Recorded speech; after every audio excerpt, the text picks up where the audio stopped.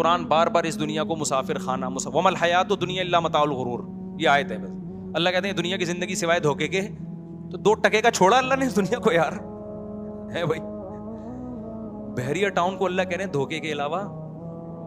میں بحریہ ٹاؤن پہ اس لیے نہیں کہ وہ اصل میں کراچی کے دل میں کیا گھسا ہوا ہے بحریہ ٹاؤن. کوئی نیا پروجیکٹ آئے گا تو پھر اس طرف جائیں گے نا. ریاض ملک کو بولو کوئی اور پروجیکٹ شروع کرے، مفتی صاحب کی مثالوں میں بحریہ ٹاؤن کے علاوہ کچھ آ ہی نہیں رہا ہے، کیونکہ کامیابی کا معیار یہ سمجھ لیا آپ لوگوں نے. تو ہو سکتا ہے میں خود بحریہ ٹاؤن میں پلاٹ خرید لوں. کہیں آپ بولو مفتی صاحب بحریہ ٹاؤن کا رگڑے لگا کے میں نے خریدنے کا میرا ارادہ نہیں، ایک مثال دے رہا ہوں. تو یہ میں اس لیے سمجھا رہا ہوں کہ کہیں آپ یہ نہ سمجھیں میں بحریہ ٹاؤن کی مارکیٹ کو تباہ کرنا چاہ رہا ہوں. ٹھیک ہے، آپ پلاٹ خریدیں، گھر بنائیں بحریہ ٹاؤن میں، ڈی ایچ اے میں، ڈیفینس میں، کہیں بھی. ہم تو آپ کو یہ کہہ رہے ہیں کہ سمجھو مسافر خانہ. جیسے آپ سفر کرتے ہو ٹرین میں، اے سی پارلر میں، وہاں بھی آپ چاہتے ہو اے سی ٹھیک ہو جائے، پنکھا چلے، لیکن دل سیٹوں سے اور ایئر کنڈیشن سے نہیں لگاتے. پائیدان پہ بھی بعض دفعہ موقع ملتا ہے آدمی پاؤں رکھ کے چلا جاتا ہے، دل نہیں لگاتا. تو بحریہ ٹاؤن، اور دل سے دنیا نکلے گی جب تک صدقہ خیرات نہیں کرو گے. اگر آپ کے پاس 3 پلاٹ ہیں، ایک اللہ کے لیے، کیا کر دو کہ چلو یار ایک پیس دل سے نکلے نا، دل سے نکالا چلو یار ایک نکالو یار. جب تک یہ نہیں ہوگا نا جذبہ، یہ دل سے تھوڑی، باتوں سے تھوڑی دنیا دل سے نکلتی ہے، خرچ کرنے سے. ہمارے تو فرمایا کرتے تھے پہلے زمانے میں بزرگان دین خانقاہوں میں اپنے مریدوں سے نوٹ جلواتے تھے. بولتے تمہارے دلوں میں نوٹوں کی محبت ہے، جلاؤ. یہ جیسے نوٹ جلے گا نا دل بھی جلے گا ساتھ ساتھ. 5,000 کا کڑک کڑک آپ نہیں جلانا شروع کرتے نا، اسٹیٹ بینک آف پاکستان پکڑ کے لے جائے گا آپ کو. تو اب تو صدقے کروائے جاتے ہیں نا. کہا کہ بعض دفعہ جلواتے تھے، صدقہ بھی نہیں. یہ اٹکا ہوا کیوں ہے تیرا دل اس میں اتنا زیادہ؟ مٹی ہے بھائی، مٹی. تبلیغ میں کتنا اچھی بات سکھائی جاتی ہے کہ جب گشت کے لیے نکلو تو جو بڑی عمارتیں نظر آئیں بولو کھڑی ہوئی مٹی ہے، اور جو نیچے پڑی ہوئی ہے وہ کیا ہے؟ پڑی ہوئی مٹی ہے. وہی مٹی ہے، گارا ملا، چونا وونا ملا کے اس کو ابھی بینک کی بلڈنگ بنا دیا. تھوڑے دن پہلے یہ کیا تھی؟ پڑی ہوئی تھی. اور جب اللہ قیامت کا زلزلہ لائے گا دوبارہ کیا ہو جائے گی؟ پڑی ہوئی ہو جائے گی. اور زلزلہ تو بعد میں آئے گا، جب آپ مر گئے تو آپ پڑی مٹی بن گئے. اب آپ کے لیے ورلڈ ٹریڈ سینٹر اور حبیب بینک کیا ہو گئے؟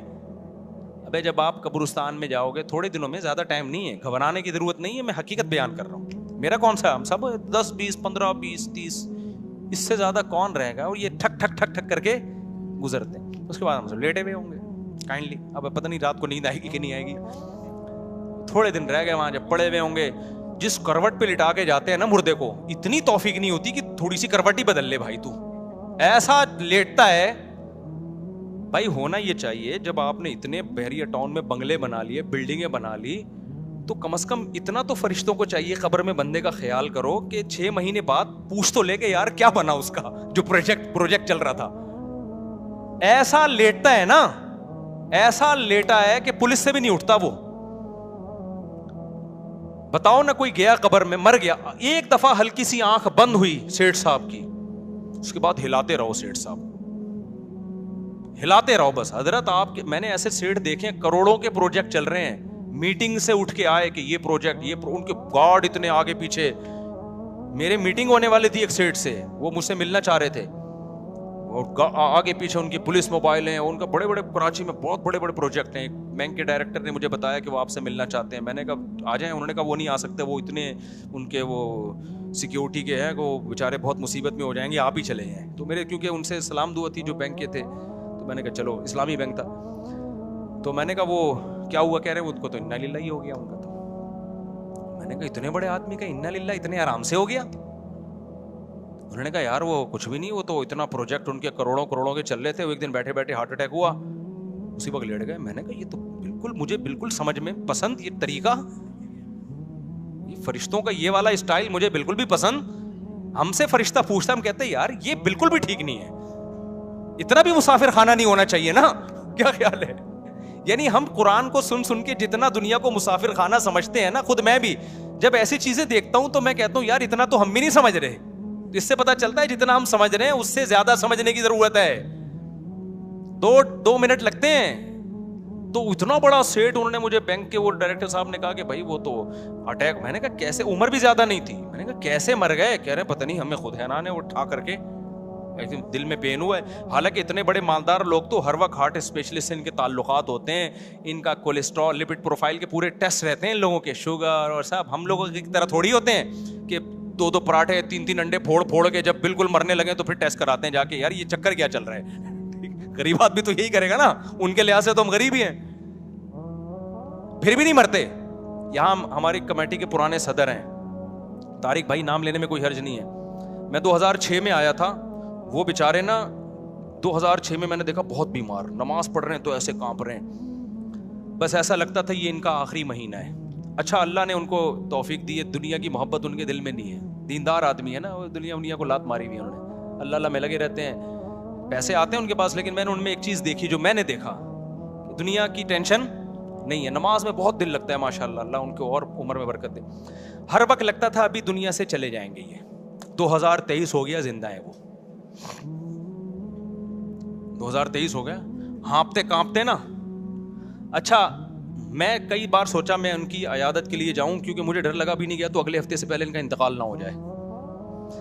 جب میں نے 10-15 سال دیکھا نا یہ بندہ کا انتقال نہیں ہونے والا, میں نے کہا بھائی مجھے لگتا ہے کہ سب کو مار کے جاؤ گے آپ. اور اتنے صحت مند لوگ جو ان کو ترس کھاتے تھے, بھائی وصیت لکھ لیں آپ کا کچھ پتہ نہیں ہے, وہ مشورے دینے والے چلے گئے. ان کے جنازے پڑے انہوں نے آ کے, ان کے ابھی کچھ دن پہلے پھر گر گئے تھے, اور ڈاکٹر منع کر رہے ہیں روزہ نہ رکھو, سارے روزے بھی رکھنے, لیکن پھر بھی ڈاکٹروں کی مانے ایسا نہ ہو آپ کو اس طرح کے توکل شروع کر دیں, وہ روزے بھی چل رہے ہیں. ایک دن تو رمضان میں گر گئے, ہم نے زبردستی پانی پلایا زندہ کرنے کے لیے. ہم نے کہا یہ بندہ گیا بھائی, وہ جی جب گرمیوں کا روزہ تھا, پہلا روزہ میں کتنے لوگ مر گئے تھے, اس میں ان کا بھی پورا چانس ہو گیا تھا, کیونکہ بہت طاقتور لوگ اس پہلے روزے میں گئے ہیں. آپ کو پتہ ہے عیدی سینٹر میں وہ جنازوں کے لیے چارپائیاں کم پڑ گئی تھی, جگہ کم پڑ گئی تھی. کراچی میں بہت پہلا روزہ تھا, چند سال پہلے کی بات ہے, ہیٹ اسٹروک کی وجہ سے بہت لوگ مرے تھے اس میں, تو اس میں وہ بھی گر گئے تھے, وہاں تک نہیں جایا جا رہا تھا, گر گئے. پھر پانی وانی ڈالا, ہم نے زبردستی روزہ توڑوایا ان سے, پھر بیٹھ گئے الحمدللہ. پھر اگلے دن پھر روزہ. ابے میں نے کہا بھائی کیا کر رہے ہیں تو صحیح ہے, الحمدللہ چل رہے ہیں. تو وہ اتنا بڑا سیٹ جو ان کی ہمارے سے میٹنگ ہونے والی تھی, میں نے پوچھا جی کیا ہوا, کہہ رہے ہیں وہ بیٹھے بیٹھے لیٹ, حالانکہ ان کے لپڈ پروفائل اور ہارٹ. ایک دفعہ ہانگ کانگ سے ہمارے ریلیٹیو کا فون آیا کہ مفتی صاحب یہاں ایک پاکستانی ہے, اس کی عمر 40 سال ہے اور فضائی کمپنی میں اس کے اتنے شیئرز ہیں, کروڑ ارب پتی آدمی ہے وہ. مفتی صاحب پاکستانی اسٹرگل ہے. اسٹرگل کیا ہے, محنت ہے یار. دیکھو اس نے 40 سال میں یہاں ہانگ کانگ کی نیشنلٹی بھی مل گئی, اور کسی جہازوں کی کمپنی میں اس کے شیئر سب سے زیادہ ہیں. اتنا پیسہ ہے مفتی صاحب, اتنا پیسہ ہے آپ سوچ نہیں سکتے. ہمارے ہانگ کانگ میں ایک دوست تھے, مجھے سمجھا رہے تھے. میں نے کہا اچھا ہوگا بھائی. تو ایک دن ان کا فون آیا کہ حضرت وہ اس کا تو انا للہ ہو گیا بندے کا, 40 سال کی عمر میں کیا ہو گیا. میں نے کہا کیسے ہو گیا بھائی, وہ تو اتنا مالدار. انہوں نے کہا وہ ایئرپورٹ پہ کھڑا ہوا تھا بریف کیس لے کے, فلائٹ کے انتظار میں, کھڑے ہارٹ اٹیک ہوا, ایسا لیٹے کہ ہانگ کانگ کی پولیس بھی ان کو نہیں اٹھا سکی. تو آپ کیا سمجھ رہے ہو, جو کروڑ پتی آدمی ہے, کیا اس کے پاس میڈیکل رپورٹیں نہیں ہوں گی؟ ان کے تو ہر وقت ڈاکٹر چیک کرتے رہتے ہیں, حضرت آپ کا دل آج تھوڑا سا ضرورت سے زیادہ دھڑک رہا ہے, ٹھیک ہے نا, پراٹھے کیا کریں. ہم لوگ بے وقوف ہیں, ہم جو پھاڑ کے. ابھی کیا ہوا ہے, وہ میں فضائل سنا رہا تھا میٹھے کے نا, کہ میٹھا کم کھانا چاہیے. گھر میں بھی بتا رہا تھا گھر والوں کو, دیکھو میٹھا جو ہے نا, ڈاکٹر کہتے ہیں نا 40 سال کے بعد میٹھا کم. فریج کھولا, آم نظر آ گئے ہمیں. اچھا میں گھر والوں کو بھی سمجھا رہا تھا, میں نے کہا لے آؤ بھائی. تو بھی اس سے ہم نے پھوڑ پھاڑ دی. آم تو کھانے کا ہو نا, آم تو پھوڑنے کی چیز ہے. کل ایک بندہ مجھے کہنے لگا, کہہ رہا مفتی صاحب آپ آم کے میں کھانے کے بجائے پھوڑنے کا لفظ استعمال کرتے ہو, خدا کے لیے مت کرو, لوگ شوگر کے مریض بن جائیں گے. لوگ نے بھی پھوڑنا شروع کر دیا آپ کے بیان سن کے. آم میں اتنا شوگر ہے, ڈاکٹر کہتے ہیں یہ بہت نقصان دہ ہے. میں نے کہا یہ تقریر جب آم کا موسم چلا جائے گا بتا دینا, ابھی تو پھوڑے گا. آم ہی تو چیز ہے جو پیٹ بھر, کھجوریں کھا سکتا ہے پیٹ بھر کے آدمی, سیب کھا سکتا ہے, ایک سیب کھاؤ پیٹ میں گڑبڑ شروع ہو جاتی ہے یار. آم ایسی چیزیں پھوڑتے جاؤ. تو اچھا نہیں ہے, آپ کہیں پھوڑنا نہ شروع کر دیں, صحت کا خیال کریں. لیکن میں بتا رہا ہوں کہ ہم لوگ تو صحت کا اتنا خیال نہیں کرتے جتنا کرنا چاہیے. مالدار لوگ تو بہت, ڈاکٹروں سے ایک ان کے نا ایک صاحب سیٹ صاحب تھے, انہوں نے مجھے بتایا کہ ایکچولی ڈاکٹر نے مجھے اتنی کیلوریز ریکمینڈ کی ہیں. ڈبے پہ وہ ڈاکٹر نے کہا کہ آپ پتہ نہیں 300 یا 500 کچھ بتایا تھا. میں نے کہا کیا آپ ہر چیز کھانے سے پہلے کیلوریز چیک کریں گے؟ نیٹ پہ چیک کرتا ہوں میں کتنی کیلوریز ہیں. تو ڈاکٹر نے میں نے کہا یار اسی سے ٹینشن سے مر جائے گا بھائی تو سارا دن. میں اگر 2 پراٹھوں کی کیلوریز چیک کرنا شروع کر دوں تو اس میں تو اتنی ٹینشن ہوگی کہ مجھے 4 پراٹھے کھانے پڑیں گے, پھر اتنی کیلوریز میری ضائع ہو جائیں گی. کیا خیال ہے؟ تو اچھی بات نہیں ہے, خیر صحت کا خیال کرنا چاہیے, لیکن میں بتا رہا ہوں یہ مالدار لوگ تو بہت خیال کرتے ہیں. تو وہ 40 سال میں ہانگ کانگ کا کروڑ پتی پاکستانی جہاز کے انتظار میں, ہو سکتا ہے اس کی اپنی کوئی ایئر لائن ہو, کھڑا ہوا ہے کھڑے کھڑے ٹیں, ٹھیک. تو وہاں یہ آیتیں اللہ کی فلا صدق ولا صلی, اللہ کہتے ہیں صدقے کر دیتا, مدرسے بنا دیتا, یتیم خانے بنا دیتا, صدقہ جاریہ بنا دیتا, دنیا کو مسافر خانہ سمجھتا, اور حی علی الصلاۃ. کتنا تھوڑا سا اللہ کا مطالبہ ہے, اللہ کو بہت زیادہ تھوڑی مطالبہ کرتے ہیں, لیکن فکر ہی نہیں کرتے. تو اللہ بھائی ہم سب کو وَإِنَّهُ لَحَسْرَةٌ عَلَى الْكَافِرِينَ والی آیت کو سمجھنے کی توفیق عطا فرمائے کہ دنیا میں سمجھ میں نہیں آ رہا, آخرت میں یہ حسرت کا ذریعہ بنے گی. اللہ ہمیں موت سے پہلے عقل عطا فرمائے اور دنیا کو مسافر خانہ سمجھنے کی توفیق عطا فرمائے.